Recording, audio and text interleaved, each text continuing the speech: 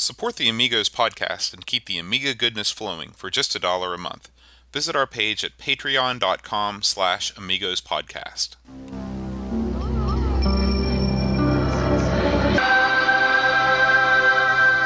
Amiga, the first personal computer that gives you a creative edge.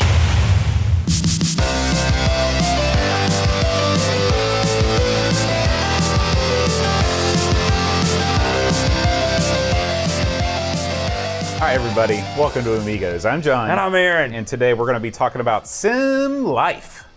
Yes, we are, sir. SimLife, as we live it. Yes, it is. This could be a simulation. We did hear back, though. We got some feedback from our last week's show, Yes, Public we did. Domania. I like. Oh no, you had a different name for it. It was Public Domination. Domination. That's lamer. That's a much lamer name. Well, But it's harder to say. It is a little harder It's to like say. Turtlenator or whatever. Hey, don't bash Turtlenator. Me and Alistair will come after Oh you. man. Speaking of Alistair, he wrote in. Yes. Alistair, the creator of Hangar 18. I love it. He says, it's a strange mix of nostalgia, embarrassment, and amazement to hear people finding my 25-year-old game to be interesting. Yeah. I made Hangar 18 when I was about 15, hence the spelling mistake in the title, which I didn't even catch. notice. We're from West Virginia. We can barely spell. That's right. It was probably played by a total of 5 people in the 90s.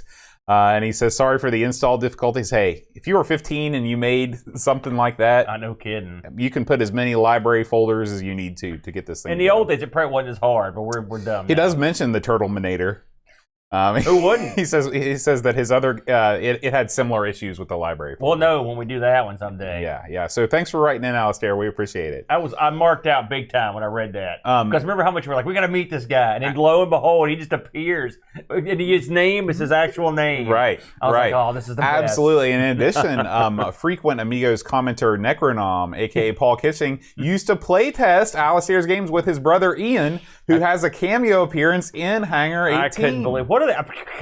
Unbelievable. I loved Unbelievable. I loved it. And Hangar 18, I actually played a little bit more this week. It's nutty. I like it. Wacky controls. I liked all. I mean, again, the first game not my bag, but it was good. Mm-hmm. But the other two, I've played them since. They're great. That was a great week. I really enjoyed that. Yeah. One of our best episodes. Thank you to the Amigos Game Selection Committee for that.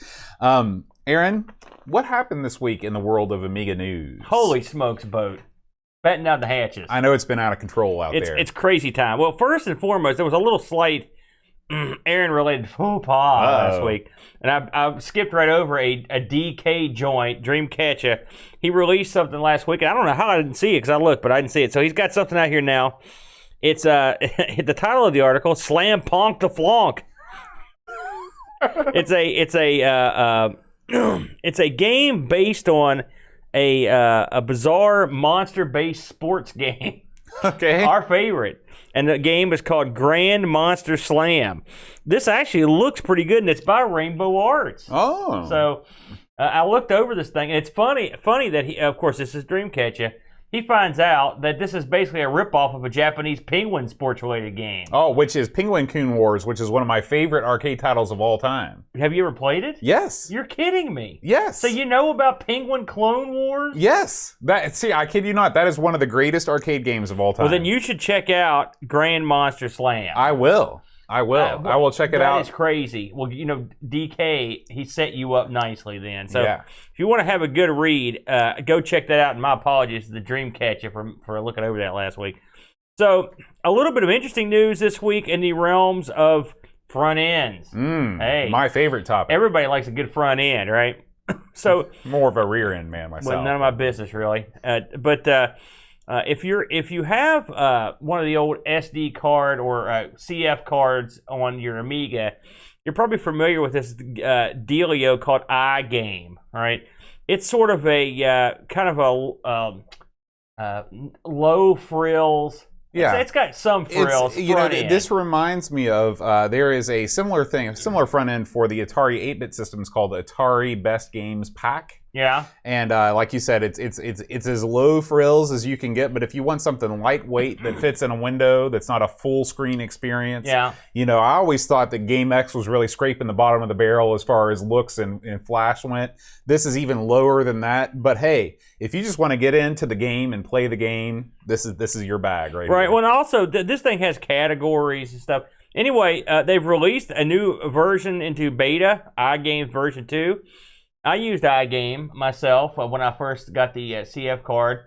Now I'm such a goofball. I just go into the folders now and usually run stuff. I don't even use the front end, but I may give this one a shot since they've updated it. So if you're using that stuff, it's check it out. So this is something that I wonder if you could run this through. I guess you could run it through WinUAE if you really wanted to, right? Yeah, absolutely. Yeah. No problems there. And of course, that one came from our good buddies.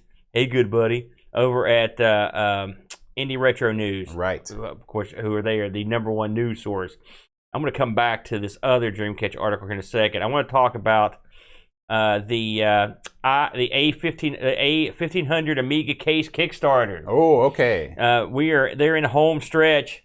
Well, why don't you click on that and see how they're doing there? They're not super close as we record this. They're not far off, but they've got 4 days to go, and they're about 25 G's. Right. Down. So they are looking to raise just over $100,000, and they are almost at $75,000. Which just the fact that they raised 75 large is a good sign. I mean, that means there's a lot of interest in it. I would like to see them get over the top on this. So if you're waiting till the 11th hour, it means you used to say, make that all important call and go ahead and get signed up for this. This is really the first Amiga related Kickstarter that I've been into. I really, really, really like the way this thing looks. I think it looks modern yet retro. It's got all your slots right in front. It's got all the ports in the back, and it really takes to me, this is the definition of something, taking something retro and modernizing it. And it's not going to break the bank either. It's 160 pounds. Plus extras will get you a little bit more, you're being more. But I mean, the new Amiga case, it seems like they were about that much, weren't they? I can't recall, but they weren't cheap. I did, if I had the money, I would probably take our beat down a 500 and stick it in one of these things for no good reason, just to say I did. But I may have to wait a little while. Yeah. Unfortunately, birthday party super debt has beat me down this week, so I won't be permitted to get into that. We'll come back to that. Now, this started shipping out. We started hearing about this last week, but I wanted to link it up on here. And we didn't mention it last week. And this is out of Amiga Kit, the Amiga store. You can go and order the David Pleasance book. It's linked up there for your convenience. And we spoke about it last week. Mr. Pleasance. Nice cat. Guest of the Amigos podcast. Friend of the Amigos. Go back and listen to that interview, and you can laugh at me as I mumble and bumble my way through like a goofball. But it was nice that Mr. Pleasance come on, and I hope his book does well. Yeah, and several of our Discord folks have received their copies, so they are in fact shipping, and I look forward for those reviews to start trickling in. We've even seen he autographs some of the inside's covers, that's pretty cool, So. Our good buddy, there's only one, the Huckster, Gary Hucker. He's got an article out this week, and this really... it's more of a movie, really. Well, I mean, but this is something that touches me deep in my soul, because it's a video on the Huck hooking a SCSI multi-CD unit up to his Amiga. Now, back in the day, before anyone had hard drives, BBSs, a lot of BBS was early BBSs, not super early, but when they would run off CDs, right? And I knew of several BBSs that actually ran off these CD changers. And the funny thing is, there's a fellow that comments on this video, because I made that comment on the video, who ran a huge BBS. I can't remember how many modems he said he had to run off of it, but he said he had one of these things, and they would lock up, and they were slow, and they were. But these were crazy, because you'd take, the one I had, I think it was a 5, and you took a cartridge out, and you put all the CDs in it, and you stuck it in, and it would come up on on Windows. It would say like E, F, G, H drive, 5 drives. And when you clicked on H, you'd hear the thing go, and it would be swapping those disks internally, and then that drive would come up. But it made your Windows mega slow as it tried to pull all those drives over and over and over. And you had to it was a real pain. I sure am glad we finally gotten beyond the letter name drives in the Windows community. It's yeah. Well, hey, listen, it's a tradition, man. You got to have it. But Gary here, of course, this man knows no fear. He just goes for it. He's got links to drivers for this thing. He hooks it all up. He does all. Gary always does a great job demonstrating this, and this video is getting a lot of action. People are checking it out. So, if you ever wanted to hook up a multi-CD-ROM to your Amiga, or ever wondered if it was possible, or ever wondered if you should bother, this is the video for you. What is this thing right here? I think that's an external SCSI controller, but don't hold me to that. I'm not sure. And the thing above it's one of the iOmega zip drives. I remember those well from my college years. I thought that was pretty interesting. Now this, I'd say, this is not Amiga related, but I wanted to mention it because I was really happy with it. And Bo, I think you could talk on this a bit too. One of our good buddies I guess he helped work on this. Is that right? Yes. Bo? Yeah. He was the programmer. Yes. And this is a game that I guess it just came out on Steam, isn't it? But you want to talk about this a little bit? This is Creepy Dead Boy, aka Michael Ryan, who is with us in the chat as we speak. He was probably the leader of the team. Even if he wasn't, in my mind, he was the leader of the team, and he created this game mostly by himself. You're gonna get him killed by the team. Yeah. So, but this game is called Luna and the Moonling, and if you like Adventures of Lolo or sort of single screen, even though this is more than just a single screen, it's sort of a enclosed space puzzle type game. This game looks great. Now, I must confess, I have not had a chance to play it yet. I plan on playing it this coming week and maybe doing a little stream of it. But it just looks fantastic. I really like the art style. It's got sort of like a World of Warcraft kind of more on the cutesy side of fantasy. I'm really looking forward to playing this thing. Well, guess what, Mr. Boat? I have played it. Do tell. The dead boy shot me a message. He's like, well, check this out. I was like, heck yeah. And the kid and me were in there playing games. So I was like, well, let's try this game out, kid. Now, as you know, upon first glance, I was like, oh boy, what is this? And because this is not really your bag. I never played Adventures of Lolo or any of that stuff. So but the kid was in there, and he was like, oh, look at this. I was like, let's give this a shot.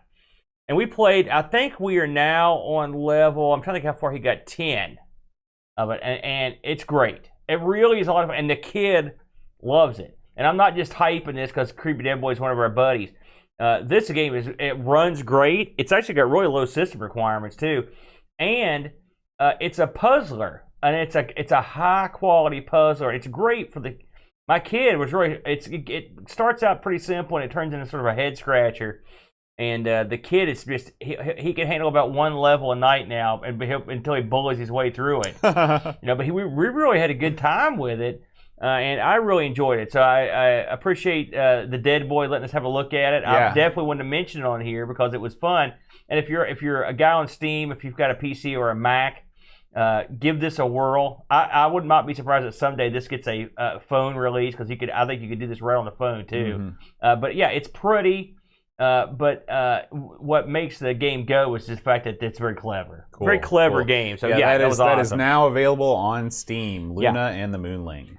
And we mentioned this last week, but I wanted to put a link up to anyone that wanted to go pick one of these, the CD32 magazine. I've linked it up here in the Google Plus. I think we'll see what the price is on this thing, Bo. Go to the store there and see what this thing's selling for.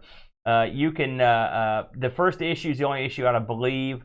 And it is, what is that? $2.99. That's a PDF there.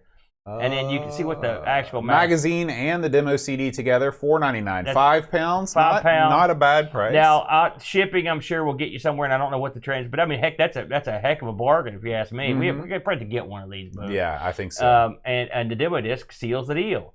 So support these guys, everybody. Hey, CD magazine, CD scene. Good God, who'd have thunk it, right? That you're going to get a magazine. So I stuck that up there. which I thought was neat. Now this is a video I found. I was trolling around as I like to do, and I found this guy called Unboxing the Universe. He's got a small channel, and this week he did a little thing on installing a PC board, like a bridge board in an Amiga 2000. Now, for the uninitiated, aka myself, what is a bridge board? This is going to let him see that little board for you watching at home. That little board he's sticking a 68,000 in. That is they piggybacking him in the 68,000 slot. And what it basically lets you do is it's got a PC. It's a PC on a little board. So it's basically like you're installing a small PC in your Amiga, and then you could do PC crap to it. I mean, it's like DOS. Okay. In the old days, you could do this, and I believe he even he's got a connector. I think he even hooks a 5 1/4 inch floppy up to this thing. And who wouldn't want to do that? That'd be awesome. He also goes into doing some of the hard drive installations on using WinUAE, which I like a lot of people do. That's what I do. So I looked this. I really like the quality of it, and he seems like a real good guy. So I thought it might be something that our listeners might enjoy. So if you get a chance to check him out. It's funny, these articles keep popping up, and this is another one. We buzzed these guys a couple months ago, I think, Hot Hardware. They've got an article up here, and it's one of these things where I'd swear, it's like, gosh, is this a new article? But it is. Revitalization of Commodore Amiga continues with exciting new retro hardware. And you can flip down through here. It's another one of these things that people are like stunned. Like, wait a minute, what's going on? Why is this thing still around? It's because it's awesome, that's why. Now, he goes into some of the new hardware, the vampires and the motherboards and whatnot. So it's kind of neat. Boat, do you know what's coming up in just a few weeks? Amy West. You know about Amy West. Yeah. Now, we're in America. It's no problem for us to go there. Some people have mentioned in the past, why aren't you guys coming to Amy West? Hey, fly me out there, suckers. It's in the other side of the country. It's like 18 billion miles away in California. As I mentioned here when I posted, if they ever have a Amy sorta East, they can hold it right here. We'd settle for an Amy Midwest. Hurricane, West Virginia. That's right. We will be more than happy to attend. Open for business. Yeah, man. And we'll even bring some Amigas for it. Anyway, if you're in the Amy West, it is October 11th through the 14th in Sacramento, California, Sacktown. Yeah. You can go see the Kings while you're out there. Nah, Sacramento Kings. I do know them. Yeah. Not personally. Oh, man, there you go. Now, this one here, Boat, as we move on. And if anyone goes to Amy West, send us some video. Send us some pictures. We'll expose you to the entire community, one way or the other. But I would like to know what goes on. Really selling it there. Yeah. Well, you don't think that's going to get me over?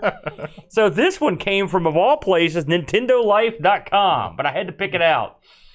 Team 17 launches its 100th game. I've just got to read this quote. So the byline is, "My monitor did go zipping across the office in a moment of rage." Yes, that is the tag that gets you to read. And this is an article just talking about how their 100th release is going to be on the Switch, I believe. Wow, and it just goes back to, it's an interview with a couple of the guys, and they go back through some of their old titles, and they talk about some of the stuff they've released on Nintendo systems. Amazing. 100 releases. That's a pretty impressive number. Not a whole lot of companies left from back in the glory years of the Amiga. It pleases me, Boat. Now, this is an article, again, this is sort of quasi-Amiga related, but I had to get this in because I'm a mark for this stuff.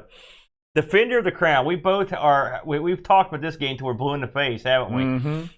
We had the deluxe, uber elite, super edition that was released a while back. Well, leave it to Atari age. Those guys they're out of their mind with genius. They have licensed Defender of the Crown from CinemaWare and produced a Atari Jaguar version of this. This will be coming out. I think it's at an undisclosed time. I don't think it's out yet. They may pre-order it. Yeah, they've got. Now listen. Now hold on a second. Now, as you mock these people, I trust Atari age. If they say they're going to put pre-orders out and they're going to take your money, by God, you're going to get the product. They've got a rep. That's true.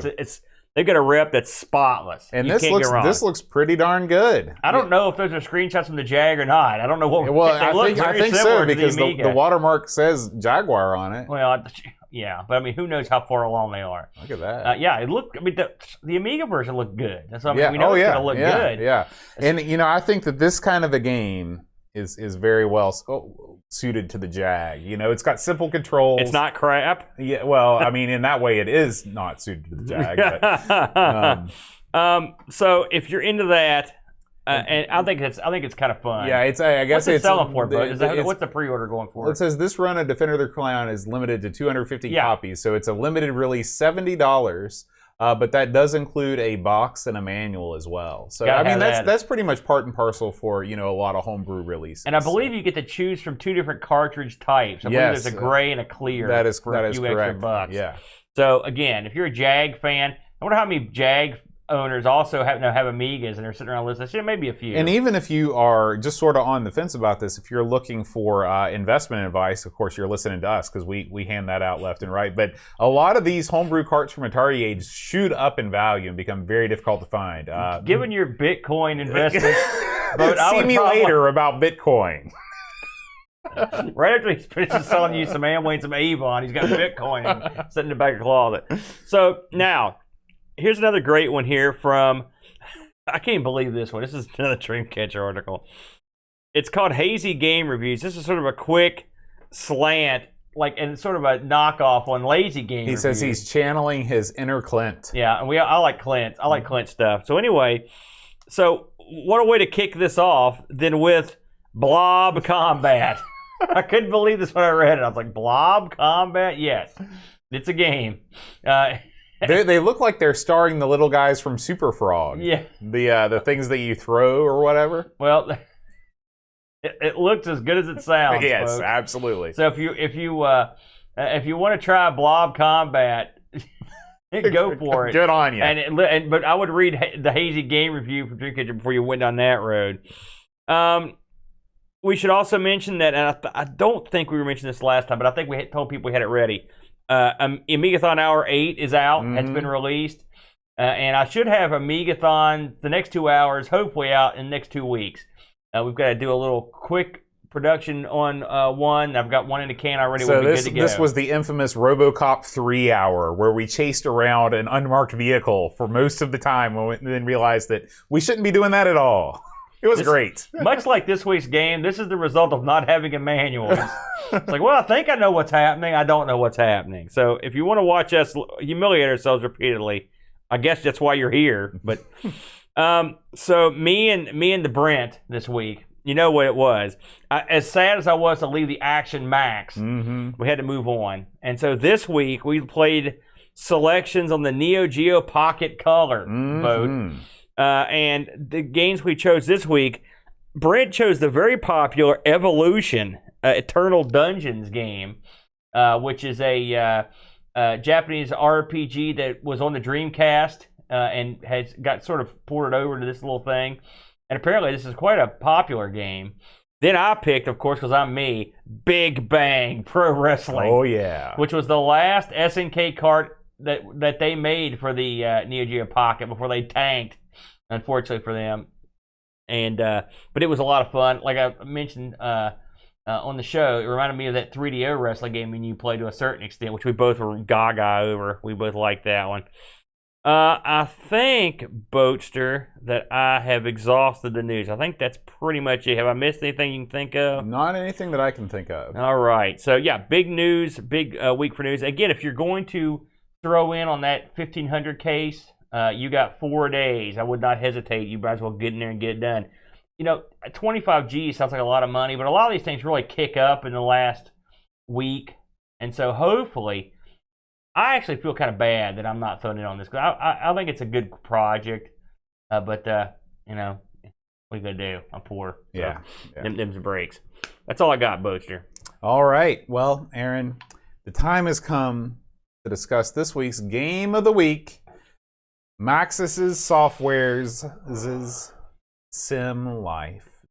SimLife. You can tell I'm super excited already. I can't contain myself. I'll go ahead and just kind of get the ball rolling Okay. here, bud. And then you can leap right in. All right. So, SimLife. Now this is quite a game. Released in '93. It came on 4 discs. A healthy amount of discs, but of course this is a one-player game, faux show. This came out from Maxis, super duper famous. Of course, they did SimCity, SimCity 2000, SimEarth, SimAnt, and they did a game called Sky Chase on the Amiga too, which I have to say I've not heard of that one. This was, this was ported over. I believe this was ported over from the PC.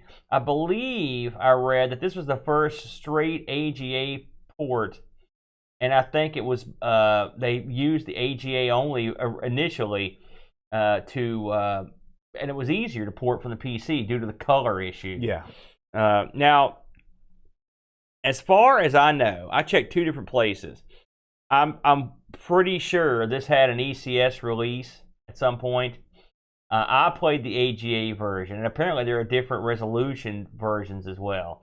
I'm guessing you also played the AGA version. That's the one I went for. So that's the one we're going to be looking at here. So Maxis Software, let's talk about them a little bit before we get into the actual game here.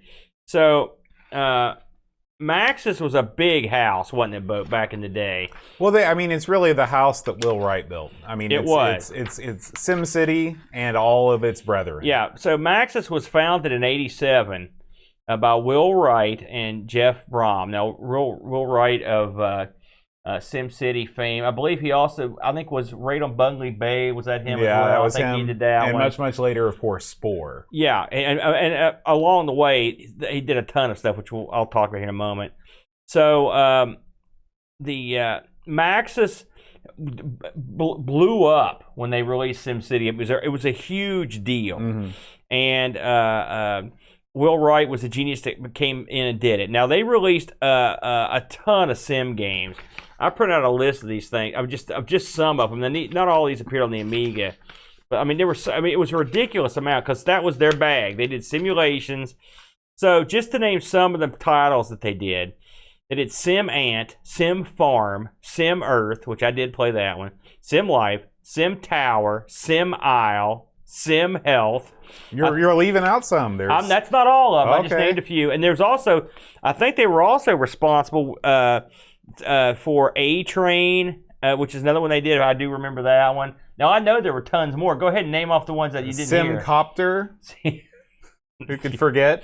Yes, I do remember that one. I was going to say Sim Hospital, but that's wrong. I was thinking of Theme Hospital, which was a bullfrog. Right. Game. So,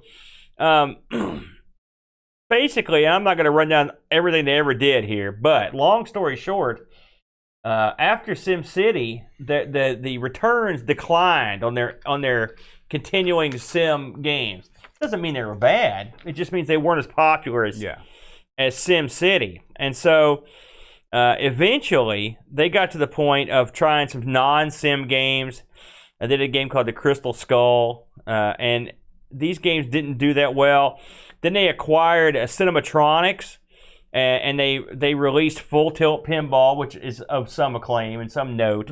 They did a game called Crucible, but neither one of this didn't help them. The Sim games weren't providing any money, so finally, eventually, they let it be known that they were looking at acquisition offers. Now, a lot of people hate EA because they go and buy these companies, and this is one of those cases where the EA came in and basicly picked up Maxis for the health of Maxis, because Maxis was boomed. Right. And so in 1997, Maxis agreed to be acquired by EA in a stock swap that was valued around $125 million, which, boy, what a steal that ended up being in the long run, because they made a lot of money off these guys. So in 98, they did SimCity 3000, which was Will Wright was doing that one. And then, they did games on and off. The big games that they ended up doing, like Boat said, was Spore. Well, no. The biggest thing that Will Wright ever did was The Sims. Right. Well, you can't just gloss over that. Well, I'm getting to that. The Sims, he worked this. You got to look at this in chronological order here. So he did SimCity 3000. Then he did The Sims. Okay. So The Sims was a pretty popular game. Then there was The Sims 2, and then there was I believe the last one was released in 2014. And they're popular games. But then Spore was his other big game. Spore he worked on exclusively for a long time, and when it was released, it didn't have a very good reception, did it, Bo? Do you remember when it came out? Well, this is a game that's more known for its disappointment factor than anything that the game. And there were all the big reason why, I believe, if I recall correctly, was that it had some sort of intrusive DMCA, DRM type stuff involved with it. This was one of the first games where they actually released like a little teaser. There was a Spore creature creator that was released first. But this is a game, and I don't hate me if you like this, but it definitely had the same sort of vibe that Star Citizen has now, where it's this game that's hugely hyped. It's supposed to cure all your ills. Now, the only difference is that, people have not already poured their life savings into Spore like they have in Star Citizen. But it was a similar sort of thing. And upon release, it didn't live up to any of the expectations. It was also one of the first games that became really famous for having very low reviews on Amazon. It sort of got review bombed on Amazon back before that became a thing on Steam. Along the same lines, such as the fact that it took forever for this thing to be released. Yeah. And it got to the point where people were wondering if it was ever going to be released. Right. Now, that said, The Sims is probably the most successful and highest grossing PC franchise of all time. So, EA didn't really care whether Spore was a success or failure. I think they just wanted him to put it out so people would shut up about it. I don't think that they really poured their hearts, because they were making wheelbarrows full of money with The Sims, and they continue to make wheelbarrows full of money with The Sims. Well, I think they did care, because they sank a lot of years and money into it. So I'm sure they wanted it to be a success. And the funny thing about it is Spore, and it reminds me, I played a little of Spore. And there are some similarities with today's game. I mean, in a weird kind of way. I mean, it's a similar sort of an ideal, So when the game came out, it did sell 1 million units in its first month. That's pretty impressive. So I'd say they probably ended up doing okay on it. Will Wright left in 2009, and Maxis basically went on to become one of EA's big properties. And they, like you said, they've kind of rode The Sims almost exclusively ever since. Yeah, that's their baby. Speaking of LGR, his biggest videos are always his in-depth review of the Sims expansion packs. You're right. So that takes us out the door with Maxis. I thought it was worth looking at, because they have very interesting history. They have a sort of a colorful history. And Will Wright is you can't argue with the fact that he's a genius. And this game right here will tell you how smart that team was. So, SimLife. I'm trying to think of the best way to kind of begin this. Do you want to talk on it for a while? How would you explain what this was? Because it is a game, but it's certainly a simulator. It's more simulator than game. Let's just put it that way. Yeah. So when you first launch SimLife, you're greeted with what amounts to an additional desktop or workbench, if you were. That's never a good sign, at least in my world. Whenever I leave, the excitement that is the desktop environment, and I'm immediately thrown into yet another desktop environment. Junior with a lot more confusing icons. Yeah. So what is SimLife is basically a sandbox game, much like most of the Sim titles, where you are presented with a procedurally generated planet that has its own, terraforming. Every time you play, it's different. And you are basically turned loose to do whatever you want. You can grow your flora and your fauna.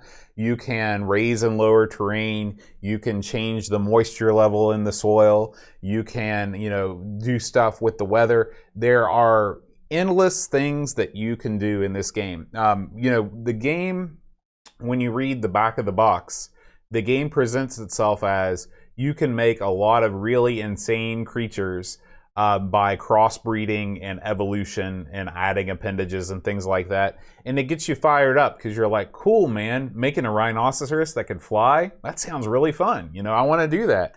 I liked SimCity. Maybe this is like, the next level. We had Sim Earth. And this is the next thing, SimLife. You're controlling the entire ecosystem. What this game amounts to in principle is that it is not really a game at all. There is no defined objective of what you're supposed to do. In SimCity, you could make the same case. There's no predefined objective in SimCity other than make a city. However, making a city seems like it's a lot more fun than making an ecosystem. Well, they've got scenarios. There are scenarios. The problem with the main problem with SimLife is that twofold. One, it ran very slowly even on computers of its day. Two, the animation is very, very plain. Resolution had not caught up with the ideas of Wheelwright, desktop resolution. Therefore, almost all of the activity on the screen, on the planet itself, is confined to, sort of one-by-one sprites. You can make your flying rhinoceros, but it's just really going to look like a gray blob on the screen. You're not going to see it take flight and flying around. You can tweak what it looks like, the icon, I mean. You can, but the icon is still a one-by-one sort of thing. It's not super attractive. Yeah. This game, it does have some of the highest resolution, crispest text that I've ever seen in an Amiga game, but I also read online that if you're playing this on original hardware, maybe you can speak to this, that unless you have one of those special multi-sync monitors or something like that, you're going to get a lot of eye strain trying to read that tiny text. Did you run into that playing it on the real 1200? I did try this on the 12 before I switched over to the emulator, and the reason I switched was strictly what you said, speed. This thing, even on my Amiga 1200, was not quick, and when just rendering the world takes a good while. And I watched, when I first started playing this game, I literally had no idea what I was doing. I just sat there looking at the screen. It's like, good God. And I found a tutorial online. There's really not a lot of videos about this game either. I mean, if you look on YouTube, it's sparse. I mean, it's not a game that's been well documented. Yeah. Now, there is an in-game tutorial. Right. And which is what I use. But there was a guy that that's not good enough. There's a guy that actually sort of went through it in a video, and I used him. And I knew right away on the 1200, I was like, man, this is going to be something I'm going to want to probably save a lot so I don't screw up, and also it's just slow. So I went to Amiga Forever and cranked up the processor to 68060, and that made a world of difference when I did that. So yeah, but I mean, in terms of reading the text, I've got that S video out. It looked okay, but I didn't sit there and look for hours looking at it. I did end up using the emulation on it. Yeah, this game is, if you are a student of ecology and you are real into like experimentation with, what would happen if I planted these types of plants and I put these types of animals in there. A big problem that I had was that once you do start doing all that stuff, the default time is so fast that like your guys are just sort of jumping around like fleas, but you have to operate on that time scale or else you'd never get anything done, because this game operates in a realistic time scale where things happen, like plants just don't grow overnight. You have to give them time to grow. Yeah, and they provide you, I think it's like 6 different time. There's like super quick, and then there's like pretty quick, then there's standard, then there's slow. And see, one of the big differences between, an ecosystem and a city is that a city is built and grows on a time scale that is more familiar to us as humans. We've all watched buildings go up. We all think that that's exciting. We've not all sat in front of an oak tree and watched it grow from an acorn into a fully grown tree. And I think you know how exciting that might be should we do so. So this game, for me, total, I respect what it's trying to do. I think that it has potential as a valuable education tool, maybe, but it's not a game. This is possibly the least gamey game we've ever covered on Amigos. Your thoughts? Well, I clearly liked it more than you. I will say that. I knew going in this was going to be heady stuff. I knew, because I played Sim Earth a lot, and I knew this. I'd heard this at a rep for being a real toughie. And so once I sat down and I took the time to just watch a guy talk me through it. I'm going to link this guy, by the way. God bless him. And that helped me a lot to understand just what the menus were, how to get to the menus. It's overwhelming at first, especially here we don't have a manual. So, you're looking at this screen. It's just row after row of icons, and you're just looking at it like, what in God's name am I looking at? Well, when you take the time to understand what the icons are, it's actually all makes sense. It really does. The lower bar, and that stuff's all movable. You've got a table of animals, and if you hit the P button, it becomes a table of plants. Mm-hmm. You click on them, and you can go plant, or you can go populate an area. You've got a area to the right of your screen that lets you manipulate the landscape. It lets you add water points. It lets you monkey with temperatures, moisture, just like Boat said, elevations. It lets you add rocks, stuff like that to your landscape. And then you've got when it gets real trippy, it's when you've got is making your own animals or manipulating how the animals in your world are going to survive. You're adjusting how long they live. You're adjusting variables of how aggressive they are, what they eat. I mean, this is one of those games, in my opinion, that much like a SimCity in a lot of ways, it's a game that's going to be only as good as the amount of effort you put into it. If you have the patience and the understanding to sit down and really tweak everything, and because when this game comes up, it gives you variables as to how the Earth's going to be rendered, right?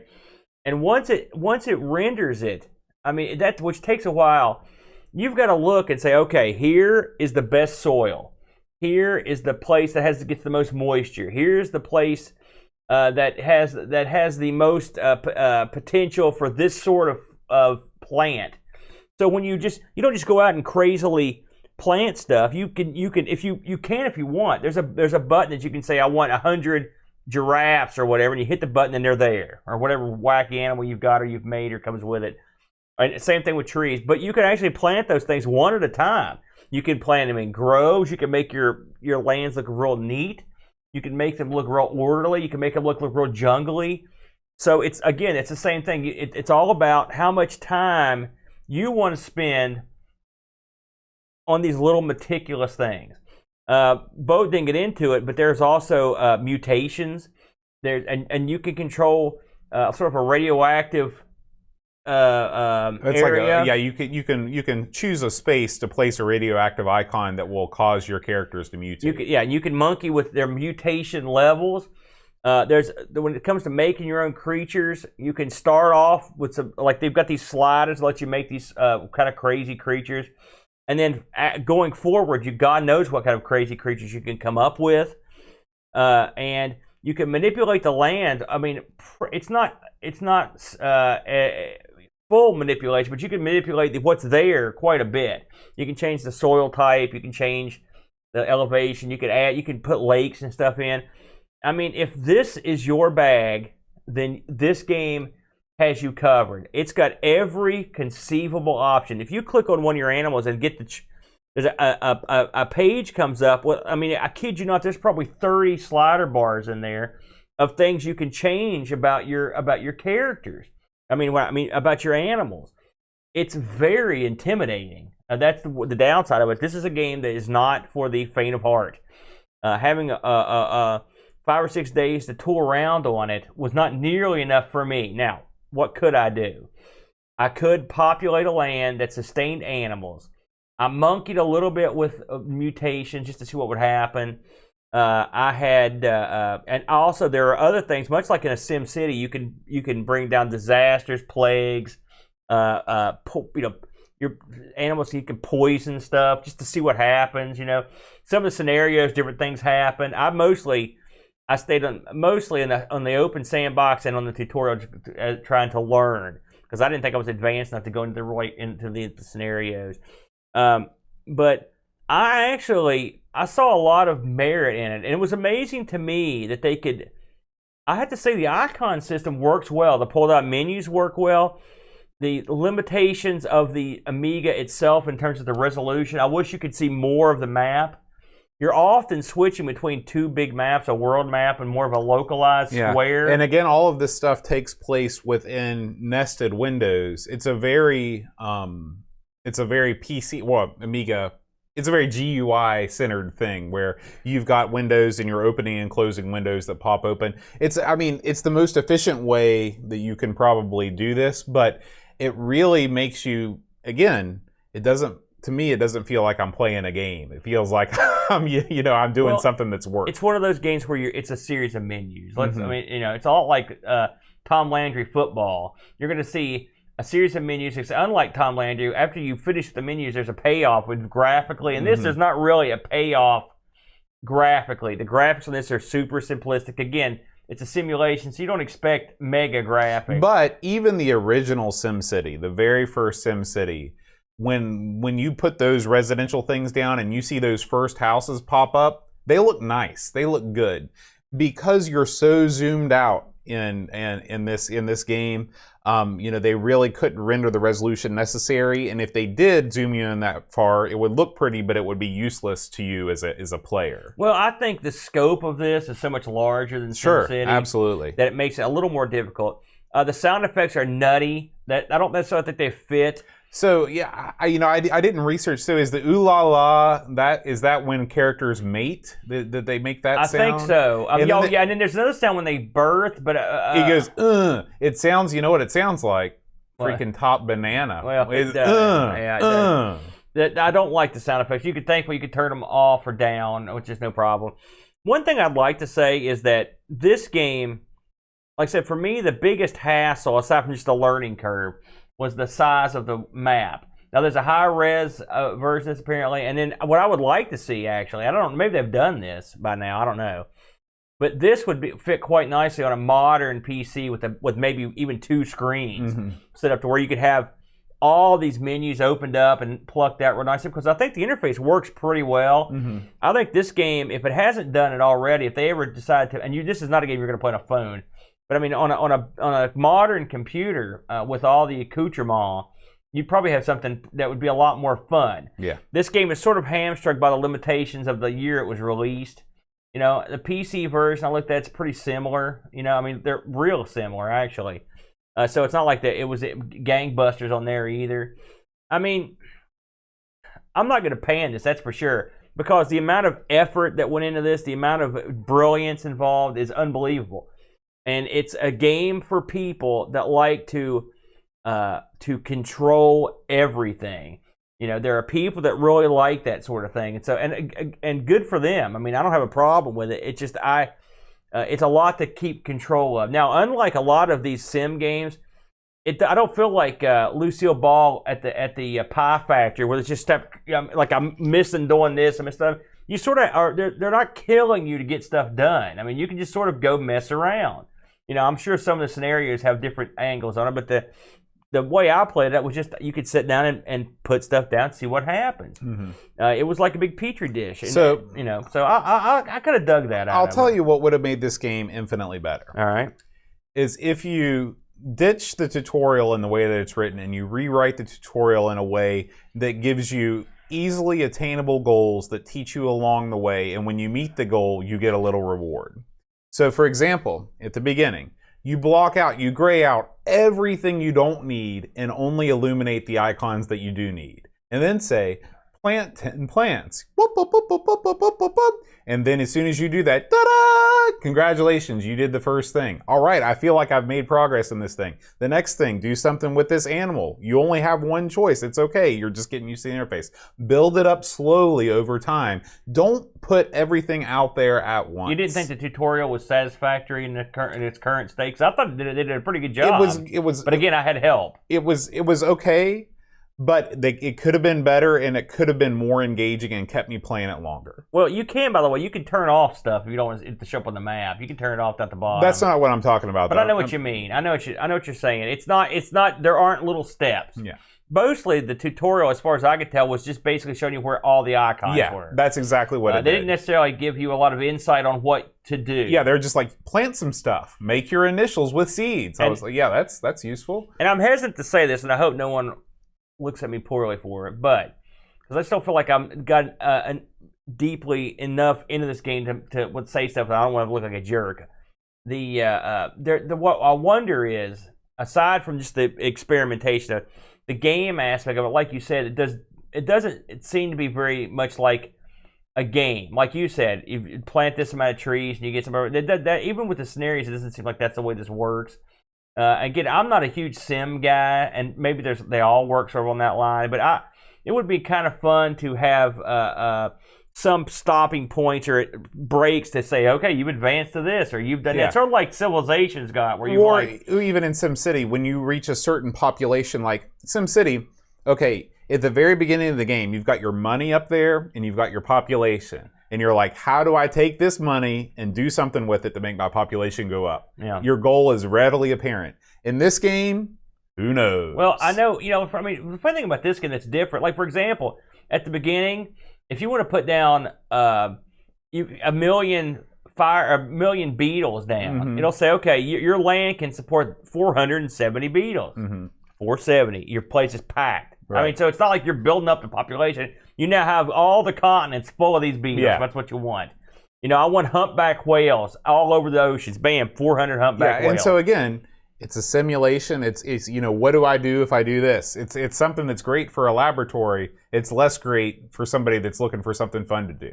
It would be fun to, if you really were very good at the interface, to just to put a bunch of stuff together, maybe throw some radiation in there, and then hit the timer and see what develops. That would be cool. Again, in a newer version of this, it would be neat to at least have a view where you could actually kind of go down and look and see what was happening. Oh, yeah, and that would make, just the ability to do that, just to see what you're making at the very macroest level would go a long way. No. I think I want to go the other way with that. Macro was wide. Micro, there we go. To see what you're doing at that level, and then zoom. You're firing up that mouse wheel, going back till you see the planet. That's pretty awesome. Stop me if I'm wrong, but one of the gimmicks in SimCopter wasn't it where you could take and drive the copter down into your made cities, right? Mm-hmm. And I remember it was a disaster. If I recall. So I would say with that. So we weren't ready for SimCopter. So now this game, despite our opinions on it, was actually quite popular. And let me guess, it was an 8 on Lemon. Well, no, I'm talking about it won the 1993 Cody for the best simulation. Which okay, hey, I would give it best simulation. It won a Cody, man. You know it's good. In terms, they also offered an expansion pack, but I did not see that it came out on the Amiga. I didn't see it anywhere. So I think on the PC it came out. It was called the Unnatural Selection Pack, but I didn't see it come out on the Amiga. So if it did, I apologize. I couldn't find it anywhere. So Lemon gives this a 7.2. Amiga Action gave it a 76. Amiga Format gave it an 86. Computers Plus Video Games, 86. CU Amiga, 85. And the One, a 74. Okay. So you're looking at a high C, low B. I agree with all of those reviews. This one's, of course, I would never try to review this, but I can just say my personal opinion. This is a game that's would be hard to review because it would, I guess if you review it on the basis of its fun factor or how much your average person would enjoy it, I would say you're going to be hitting lower scores. But if you're going to review it on its technical merit, its ability to simulate a world that does what it says on the tin, it's SimLife. It lets you simulate life on a simulated planet any way you want. If that is your grading criteria, A+. Well, I think you grade on multiple criteria. Right. Well, I'm just saying that. So, I mean, if you have the time to sink into this, you can get past the interface. You should really get into ham radio instead. It'll be much more worth your time. Call Ravi. So I looked this up on EJ. Oh man, I love EJ. It's the new one. It's the new eBay. I looked it up on eBay, and there are no current Amiga offerings for SimLife. Really? Right. I thought that this game would have sold, just by the very nature of it being a sim title, would have sold enough to support constant eBay sales. In the UK, I found copies that have sold recently for between $11 and $13, and I found one in Australia that just sold for $11. So US. So if you find one, they're not expensive. You can see where a game like this probably wouldn't have a lot of resale value, just given the fact that it's probably a limited audience, and it does run so slow on actual hardware. I will say on the 6860, it hauled, and if you've got, I mean, it's playable on a 1200 stock. But if it's me, I'm going to play it on something with a little more beef. Mm-hmm. Once you get past the initial building phase, it's not that bad.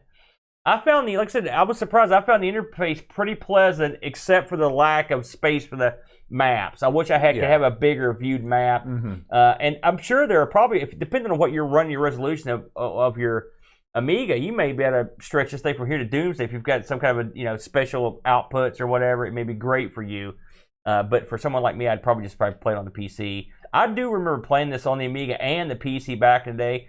And I remember there was just, it seemed like there were 4 million sim games that came out. And I just never really got into hardly any of them. I played Sim Earth on the PC.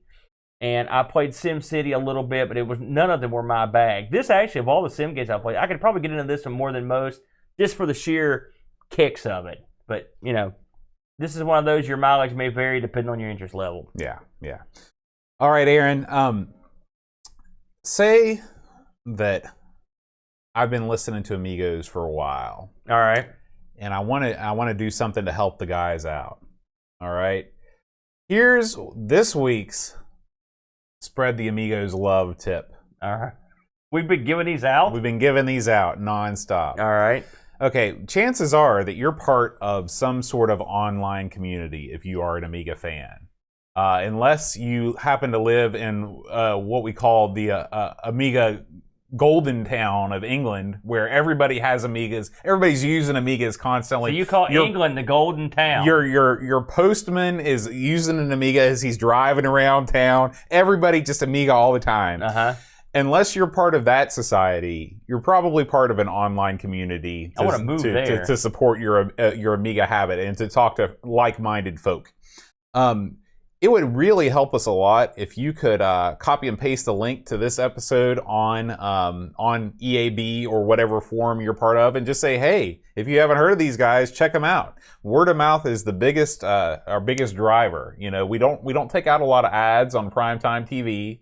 You probably won't see us interspersed with all the political ads that you see on YouTube every other video that you watch these days. We really depend on you, the listener, to help discoverability and help other people find out about our show. And we're always looking to grow the Amigos community. It's a bunch of fine folks we got here. So that is this week's tip of I don't know. I guess last week's was post reviews on iTunes. That's right. So that's right. The new tip. It's the new tip. Just go randomly to just go get some spray paint. Perhaps you have some sandwich boards EverythingAmiga.com that you could write the Amigos URL on and wear them around like the end is nigh. If you have a picture of yourself on a sandwich board walking through a busy intersection or city, we will send you a magnet and a postcard instantly. Absolutely. We'll send it first class right to your door. Of course, you can also support the show on Patreon. We've got a Discord channel that is always fired up and ready for action. Lots of good discussion going on in the Discord. Full of geniuses. Yeah. And me and both. You can also help pick the games. This week's game was chosen by the Amigos Game Selection Committee, which is a group of Patreon supporters that get together and choose the game we play each and every week. And finally, of course, you get your name on the Amigos staff and supporters t-shirt and your name in the Patreon song. Speaking of that Patreon song, Aaron, I'm sad to report that our first ever duet received no correct responses. And the funny thing is, despite the fact that I performed it with you, I don't remember what we did. So last week's song, and of course this just might be the author of this tune is not big in our market, is Margaritaville. Oh yeah, by Jimmy Buffett. I guess Jimmy Buffett completely unknown. Is that outside really? Is that of true? the United States. Well, he sort of promotes a lifestyle that is foreign to many. What's that? Kicking back and drinking booze? Nobody does that except for Americans. Man, so you guys are missing out. Fact, yeah, they were too busy driving around their post office vehicles using their Amigas. So, man, I wouldn't drive my vehicle with an Amiga 600. You do have an officially licensed Kentucky State Police vehicle that you drive around, right? With an Amiga stuck in the glove compartment? No, I don't have that. So this week, I'm going to try and encircle the wagons, bringing it back over. Hopefully, you'll know this one. All right. If you do know the answer, you can send me an email, john@amigospodcast.com, and we will announce you as a winner in next week's episode. So here we go. Kyle Eder, Rob O'Hara, Howard Nibbs, Matthew Larimore, Andy Craig, Shanzo, Darren Lowe, Max, Colin 419, Bark Bit, Roland Burke, Andrew Monks, Joe the Zombie, John Cook, Dan, Rossleaf Killan, Alan Kebab, Chicote, Levelord, John Matthew Perron, Ricky DeRocher, Creepy Dead Boy Figure CT, The Slow Norris, Stefan Sogard Mortensen, Edvin Helland, Blindo 75, Christopher Hassel, Ravi Abed, Chris Folds, Dreamcatcher, Lauren Giroux, Graham Bebke, Brent Dowdy, Lane Denson, Adam Battersby, O'Brien's Retro and Vintage, Gary Hucker, C. Brian Jones, Paul Harrington, Duncan Styles, Alan Kebab, Anthony Jarvis, Tapes from the Crib, Josh Nan, Adam Bradley, Jonas Rulo, THT, Eric Nelson, Kim Tommy, Humberstad, Daniel Bingston, Brutal Barracuda, Darren Coles, Jason Warrens, Pixels at Dawn, and Kjolbjorn Barman. I don't know what the hell that was. I have no idea. It's like you had a musical fit. That's my stage name. That's your stage name, musical fit? You might want to take the musical part out of that. And the fit part, come to think of it. Musically unfit, I think would be a more apropos name for you, Bo. You're probably right. Holy smokes. I thought I was going to cover you in a blanket if you were done with that. Well, Aaron, next week on Amigos, dun, dun, dun, dun. we go from the sublime to the ridiculous. Oh, boy. We're going to cover a game that I don't know anything about. I think it's some kind of adventure game. Uh-huh.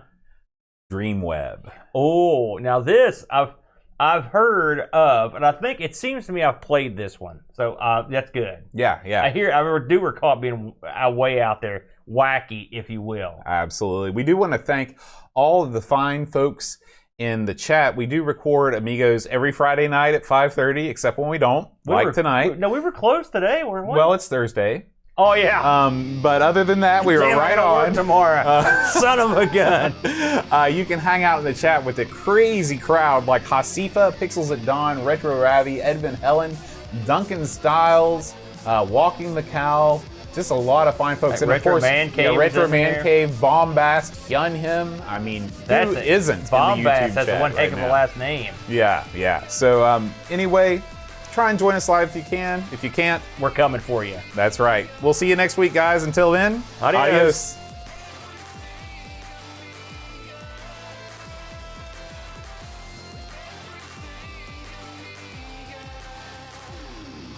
Did you? I hated it. What? Why? Because it's so deep. I'm a graphics guy. You are? And look at the screen right now. Look at the screen. I see it. There's nothing about that's appealing. That is top banana level graphics right there. Listen, you remember the other day you called me a graphics snob. No, I don't remember that. You did. You called me a graphics snob. Now look at you. You are a graphics snob. It's not about the graphics. It's a simulation. For God's sakes, this isn't Golden Axe. You're making life, man. That's true. You're not taking it. You're making it. You're making life. Ooh la la. Well, okay. I can't do anything about that.